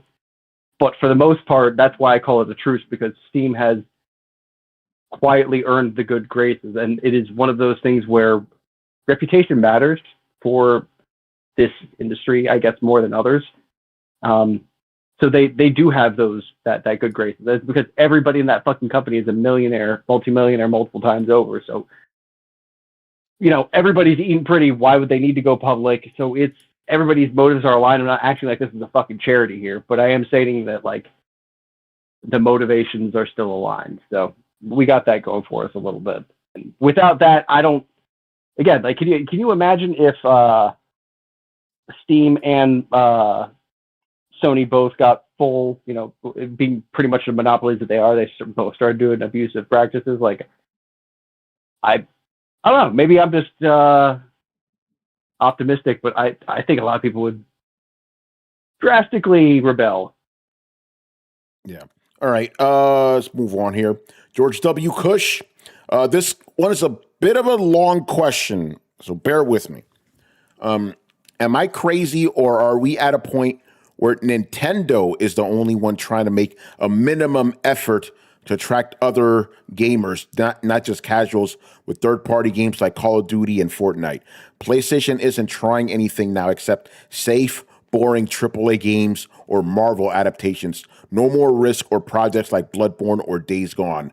Xbox has some studios making smaller games like Hellblade or South of Midnight. Not anymore. But it doesn't even try to give those projects to any kind of marketing.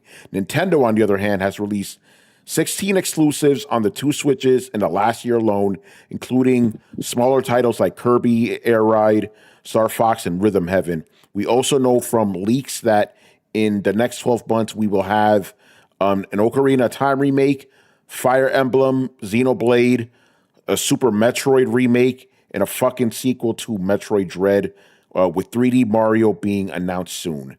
I may seem like a Nintendo fanboy, but on the contrary, I think they have a lot of problems. And as a matter of fact, I started listening to your podcast after hearing one of your episodes where you guys were the only ones criticizing Tears of the Kingdom and giving it an honest opinion. We kind of brought this up. Yeah, Nintendo's kind of looking like the good guy by default, which is insane because Nintendo's one of the worst fucking companies when it comes to, like being customer friendly. They're actively hostile to the consumers, but right now they're looking really fucking pretty, which is insane. Chris, obviously get in here, man. What do you think about this? Well, yeah, I mean, just adopting, their blue ocean strategy and not trying to be competitive and just somehow being in their own bubble has worked out for them. And it's not just that they've, been aloof and somehow they stumbled into, kind of in a winning position. It's that Sony and Microsoft have done some really retarded things in the last several years that has collapsed them. And Sony has been the king of the hill undisputedly for this time. Now Xbox has had a hard climb up, right? It was up to Phil Spencer, right, to take the reins after Matrick and all that stuff, and that has not worked out. The deals made, the decision to do Game Pass, all that stuff, and now what has the Armageddon that has come about because of the cost cutting by Microsoft, and now Asha Sharma's in there just ripping everything out is terrible. But so that's their cross to bear. But Sony, I do the financials all the time. I tell you how well they're doing, and all they had to do, like you said, you brought it up in your question. It's like, make some goddamn shit that people want to play. It's not all about live services or whatever. It's you have multiple IPs that you could leverage, and they don't. Right? And we talked about this before with how shit this generation has been. How many exclusives? We went through PS2, PS3, PS4, and now PS5. PS5 has what? 10, 11 exclusives? Yeah, like, something like that. It's definitely under 16, Yeah, where you had like whatever 30 or 40 on PS4, which is a low number. PS3 had like over 100. PS2 had almost 300. Yeah. So they've fallen really far. And then the exclusive they've got lately, which I constantly make fun of, it's just L after L. They've been taking Concord, Marathon, just take your pick. What have they released besides, and Helldivers isn't even a first party exclusive. So it's just shameful how they've the decisions they've made and still continue to make, where they have dethrone themselves, right? It's just mind-boggling. And in the meantime, just Nintendo stays the course. They're not consumer friendly. Like, let me just correct you there, but in comparison, right? It's like, the guy with stabbed with a sword, and he looks over and another guy has two swords, and it's like, well, I'm not that injured. Right, that's where we are. So with the anti-consumer stuff I always talk about with Nintendo, the lawsuits, the lawfare, right? With like the stuff with Pal World, trying to retroactively file patents, all this stuff. Those things aren't good, right? But when in comparison, Nintendo never yanked 500 titles from everybody and said, "Well, you're screwed." Just these things, and they're still making physical games. That's why I'm giving away one, right? So, yep. Just these things just put them in a brighter light, right? So, by comparison, they seem way more consumer friendly right now. They seem like the place to be. And I said this on Thursday. Right now, with all the prices going up, they have now position themselves to be the best value in gaming, which is insane.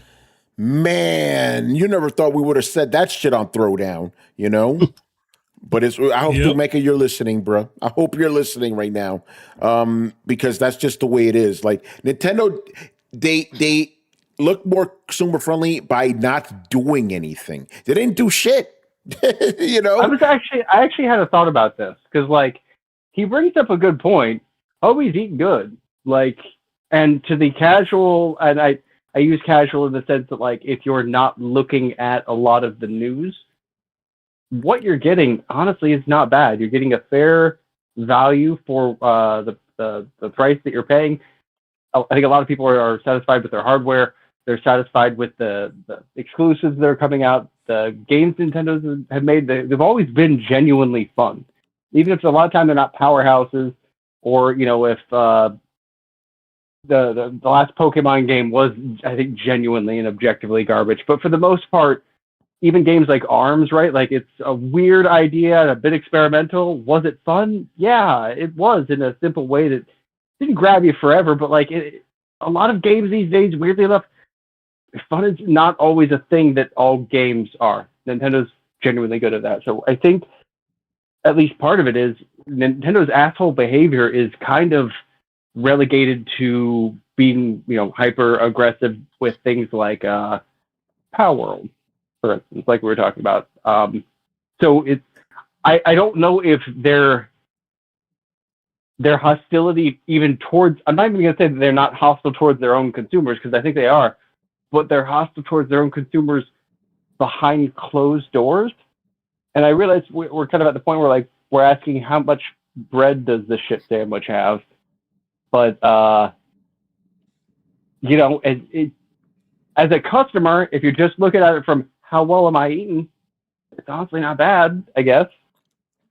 Yeah. Also, Sketch asked this. Yes, the Switch is the most affordable console right now.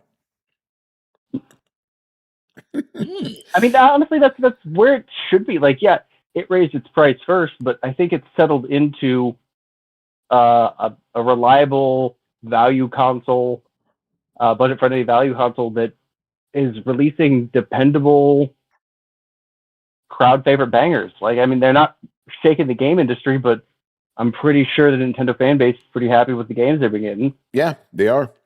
You know, they're eating. All right. If nobody else wants to jump in with that, we can move on. Oh, go ahead, Rich. Quick comment to make. I agree with a lot of the points that Brett and that Brett said, as well as Chris. But I will say this. When I went to Summer Game Fest, one of the games people was talking about at that Nintendo showcase was the Orbitals game.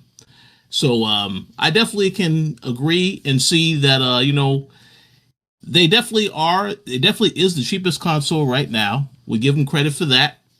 But I will admit, when that question came and he was rattling off all the stuff that's coming, sounds interesting. Not enough to convince me to get a Switch 2, of course, because grown man gaming is still a thing. But I will make this comment, and I will say, yes, he made valid points about PlayStation. You made valid points about Xbox. But with PlayStation, just remember, Grand Theft Auto 6, Rockstar is telling you it plays best on PlayStation. So, of course, they will take advantage of that. And, of course, Grand Theft Auto 6 is not coming to Switch 2. So there's going to obviously be some games that are coming to these other consoles that will not come to Switch. So for that reason, people are still going to want to gravitate towards those consoles also. But that's the blue ocean. Let me ask you this though, Rich. Yeah. You're going to want to play GTA, and that is going to run best on, you know, that's going to put you firmly in PlayStation 5, PlayStation 6. Would you be willing to buy girlfriend, wife, significant other, life partner, what have you, a Switch 2, and would you be more likely to buy them, say that, and say, I don't know, Animal Crossing 2 than the new GTA 6? Because that's absolutely. where I think their strategy comes in. That makes perfect sense. Absolutely. Yes, I agree with that. Yeah. By the way, I did some checking on pricing. Minor corrections, people. Oh shit. Yeah, the Xbox Series S is actually cheaper than the Switch by $50. And yes, Sketch, you actually are technically correct. The Neo Geo AES is the most affordable console. A Neo Geo console is the most affordable console right now, people. This is Chris. This is the clown world we live in. It's insane. Yeah, Neo Geo AES $349, Xbox Series S $399, and Nintendo Switch 2 $449. Fucking insane. Yeah, that is digital only. That is right. But we knew that already. Yeah, the world has jumped the shark. I'm telling you, as soon as that fucking gorilla got killed, the world went to shit, man. Harambe, son. All right. Moving on. George W. Kush, another question. This one's not as long, but we shout out to you, brother. You know, do you see a scenario where a company could come along and offer a console that provides true ownership of your games? Do you see customers rewarding that company with trust, or do you think we are doomed? It's bad when, again, Nintendo is going to be the more attractive offer with the game key cards. Yeah. Again, it's going to be difficult for anybody to enter the space right now, you know? So I don't, but my question is, how would they secure your copies that are you know what I'm saying? Like, how would they guarantee? Even Steam says you don't own these fucking games. So I don't know how a company could just roll up and say you own your games. I don't know how that would be possible. I'm not saying it isn't possible. I just don't understand how they would be able to do that with like third-party licenses and all this other stuff, you know? Because think about this. Let's just say this theoretical console comes out and you buy a racing game with a ton of fucking licensed music. All that music expired or the license expired in 5 years. They can't guarantee that you're going to be able to own that fucking game, re-download it. So I don't even know if it's possible, to be honest, you know? What do you guys say?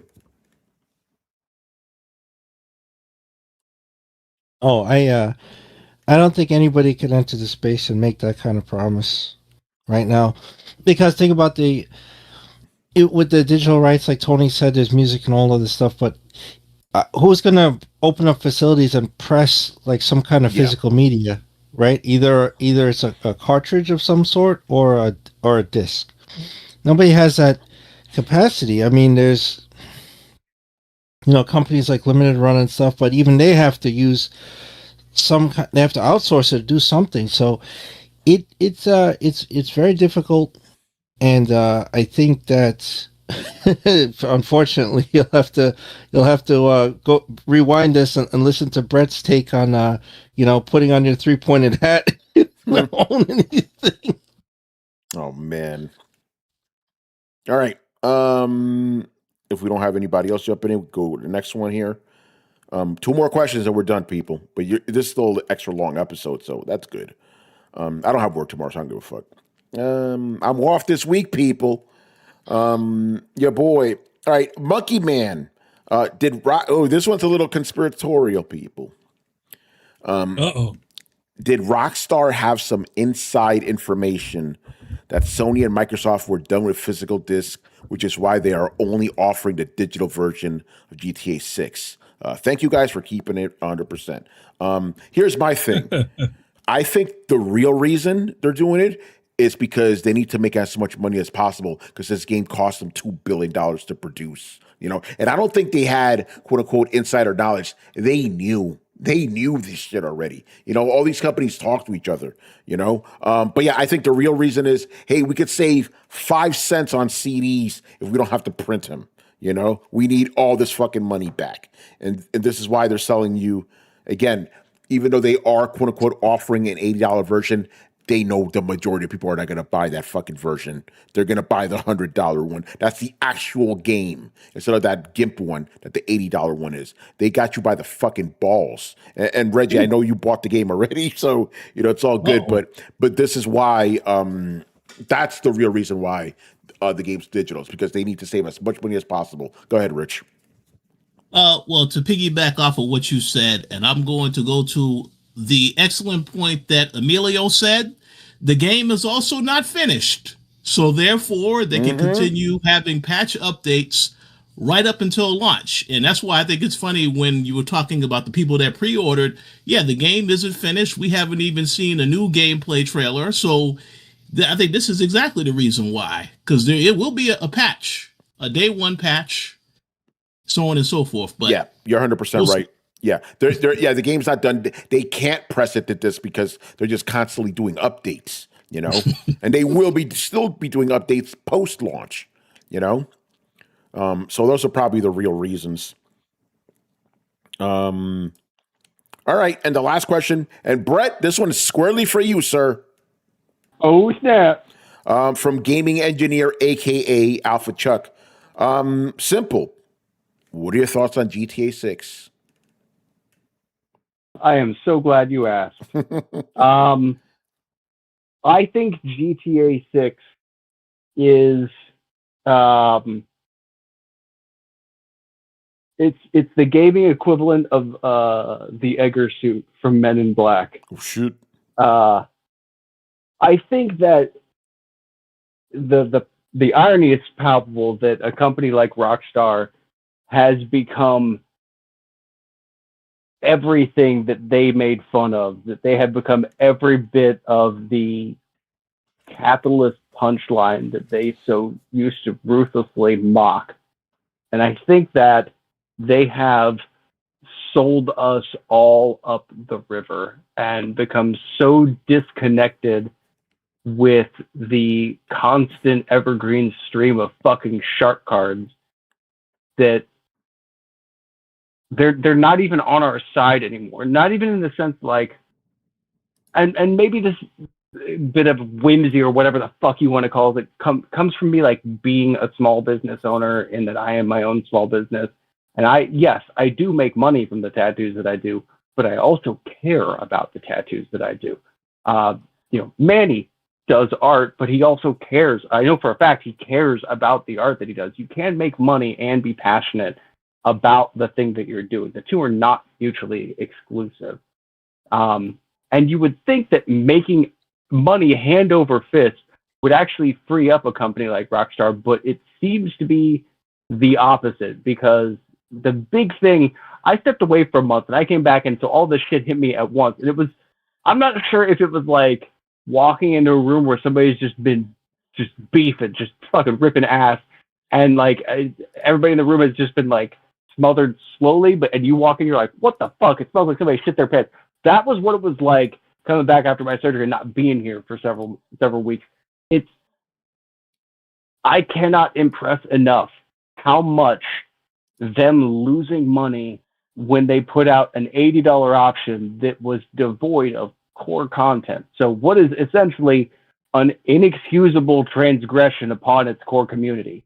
And I think we could all fucking agree with that. I don't need to actually sit there and break down logistically why it's fucked up and why there has been a line in the sand of do not wall off part of the core experience. That has always been the fucking rule, and it will always be the fucking rule. And Rockstar fucking knows that shit. And they still violated that core fucking tenet and went to war with the fucking gaming community. And even though they gave us that fucking bullshit vanilla minus the GTA Lite $80 version, so you can walk around being obviously poor in front of all of your fucking friends. Like, that just, again, the idea that you wouldn't go to pirate a game about stealing fucking baffles me. But the fact that they gave us that small little fucking sliver, and that the people who are bankrolling the game slap them on the fucking wrist for showing any kind of leniency for the people that built this fucking empire with their time and their goddamn money. Rockstar is not anything without its customer base. This franchise is not anything without its customer base. Most of its customer base has been around longer than most of the people developing the fucking game at this point. So I do not think it is okay in any way for that to happen. I don't give a shit if it's somebody's fault, if it's nobody's fault, if it's just a sign of how the market functions. I don't give a shit. I'm a results-oriented guy. And the fact that showing any kind of leniency towards your most loyal customer base is rewarded with a financial punishment shows me that the people who are bankrolling this and the people who are beholden to them are not interested in any of the same things that we are. They are out to leverage and exploit as much money as possible, and they have lost any goodwill and good faith I have, even down to y'all think that GTA 6 Online is gonna exist, because I don't honestly even know that it will at this point, because it might actually threaten to disrupt their GTA Online empire. And they looks like they may be leaning into a subscription model. So they may not only not give you a new product, they may really push that Rockstar Plus on you a second time. And that would really suck, because the only reason they would do that would be when they wouldn't be confident they could replicate the success of the first one. And you'll notice that this GTA 6 does not include multiplayer, nor does it have any mention of multiplayer. In fact, they have said this is a core single-player experience only. They have told you in every way, except for explicitly saying, we're not going to sell you GTA Online with this because we're going to sell you separately. They've said we're not selling you GTA Online with this. So it's going to be another $80 to $100 if they make a new one. Most likely what they'll do is they will upgrade their current one into a subscription service, but they'll still keep the shark cards, because that could threaten shareholder loyalty. It's about shareholder loyalty more than it's about consumer loyalty. So I cannot think of a franchise that has honestly disappointed me more. Just disappointed, sad dad energy as far as the fucking eye can see. Because not only has it been a beloved company that used to actually make more than one video game from my childhood, but it is something deeply and sadly ironic about GTA, a game about individualism, freedom, ridiculousness, and mocking the status quo, that it has become so rotten from the inside. I honestly don't know really how to square that between the utter disappointment and the tragic irony of where the utter disappointment comes from. It's honestly made me, I think, driven me to the point where that's the core reason why I'm like, fuck consoles. Just fuck this whole thing. I'm done dealing with anybody who trades or is financed by the kind of ruthless, antagonistic twat waffles that want to come in and bleed one of the few things that still brings me any goddamn joy in this world. They want to bleed it dry and charge me every red cent that they can get out of me. Not because it's fair, not because it's right, but simply because they can, because they know that they've got me bent over a barrel. And I have a visceral response to people trying to fuck me over simply because they can. And probably more so than a lot of people, but I think a lot of the community is kind of right behind me on this one, and not too many steps behind either. These guys really stepped into this time. Yeah. All right. So there you go, people. That is the show. This was a good one today. Another one for the record books, you know? So let's start plugging some stuff, because I got to go take a leak. Oh, man. Rich, what is... my diatribe. No, I love it, man. People wanted to hear it, you know? Again, if you want the rest of our thoughts, literally listen to episode 589, you know, when GTA, basically, Brett, you added more layers to what we had already said, but basically we're all aligned. It's fucking bullshit. So yeah, Rich, what's coming up on the Coalition this week, sir? All right, I'm gonna keep this quick for you, Tony. Yes, working on a lot of other stuff still from Summer Game Fest, and I'm currently syncing up a few things. So I'll talk more about that in the future. But stay tuned to thecoalition.com as well as the Coalition Gaming. There you go. Plug that leak. Nah, man, the leak's got to go out, bruh. You let that out. That's nature right there. You know, I'm not plugging nothing. That's dangerous. I don't know what you do when you got to piss, Sketch. But when I got to piss, I go to the bathroom. I don't know what you're doing over there with that. Anyway, Manny. He pulls the rock. He pees inside of a Dixie cup. Oh man. But yeah, Manny, what's going on in your world, man? Yeah, so I'm gonna keep saying this until it happens. Coming this September is the book, the comic book I'm doing with Joanne Starr, Kari Randolph, and myself on color, called Dinner Date. A sort of horror comedy that that's going to be starting this September. Comic, so that'll be out from Ignition Press, really good studio, and obviously because it can't get away from Ninja Turtles. Kari and I have a cover that is coming out this September for Ninja Turtle Tales of the TMNT, or Tales of the Ninja Turtles, which is based on the now canceled Ninja Turtle series that Joe Rogan had something to had the movie done a movie for, but they're going to continue it in the comic book. Yeah, he did the most recent Ninja Turtle iteration of film was Joe Rogan one. Joe, not Seth Rogen. That's Rogan. Sorry, Seth Rogen. I was about to say, Joe Rogan podcast. Joe Rogan. Joe Rogan, you're Joe crazy. Rogan. That one, Fear Factor. Sorry, Seth Rogen. Excuse me. So the Seth Rogen, based off of the Seth Rogen movie, and it was a series that was on Netflix. Got recently canceled, but they got a new comic that's coming out that's going to continue off from where it left off. So if you're a kid, but you're listening to this, but you shouldn't be. You shouldn't be. Don't, if you let your kids listen to this fucking podcast, you're a bad parent. Yep. Fuck is wrong with you? You're a bad parent. No, I'm sure if it better was not us, bring your kids. I'm sure if our podcast existed when we were young, we'd probably listen to it. Of course we would. If it existed, because it was just that way. But yeah, that's coming out. Coming out September. So September and October. Also keep an eye out for San Diego Comic-Con, because there's going to be a lot of fun stuff. Maybe some things that involve me. I'm not giving any sort of specific information. Hey Brett, you'll like this. What Sketch says. He goes, he does take a piss on Rockstar. Oh man, that's good. All right, guys. Well, let's wrap it up. So make sure you follow Throwdown on Twitch and Twitter. Subscribe on YouTube. Join the Discord. Shout out to the Discord gang again. You guys had another epic week. And again, I want to give a special shout out to you guys, because let's just be honest here. Most of our fans are PlayStation guys. And with the exception of a couple of people, the majority of you, even some of the most diehard guys, were like, fuck this shit.